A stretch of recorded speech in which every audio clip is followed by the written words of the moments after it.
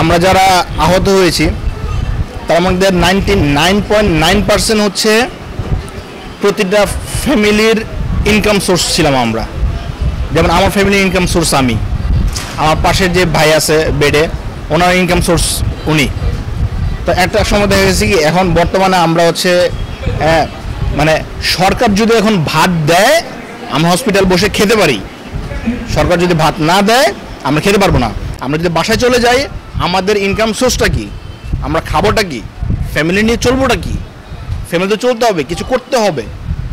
আন্দোলনটা মূলত ছিল দেশের জন্য, কারো ব্যক্তিগত কারো উদ্দেশ্যপূর্ণ না, দেশের জন্য, আমাদের বাক স্বাধীনতার জন্য।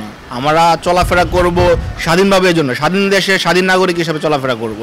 এর জন্যই ভাই নিজের টাকায়, নিজের ট্যাক্সের টাকায় গুলি খাইছি আমি।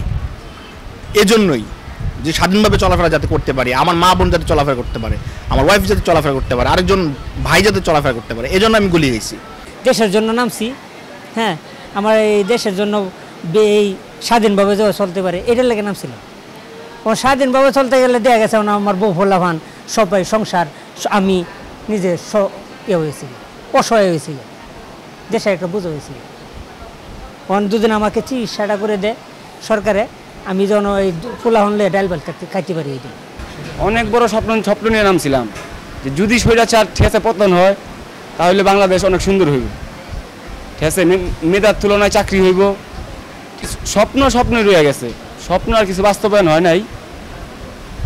আবার বাস্তবায়ন হয়েছে একটাই, যে হাসিনা নামে গেছে, স্বৈরাচার পতন হয়েছে, মানে ধরেন এই একটা হয়েছে, কিন্তু আরও বিভিন্ন ধরনের কাজ আছে, সেগুলো হয় না। আমাদের যেভাবে দেখার কথা সেভাবে তারা দেখতেছে না, সেভাবে তারা আইতেছে না। তারা দল গঠন কইরা, সেই দল গঠন করার আগে কয়েকজন আইছিলে, কিন্তু দল গঠন করার পরে একবারই তারা আর কি বাদ দিয়ে দিয়েছে, আমাদের দেহে ঠেহে না এই পর্যন্ত আর কি।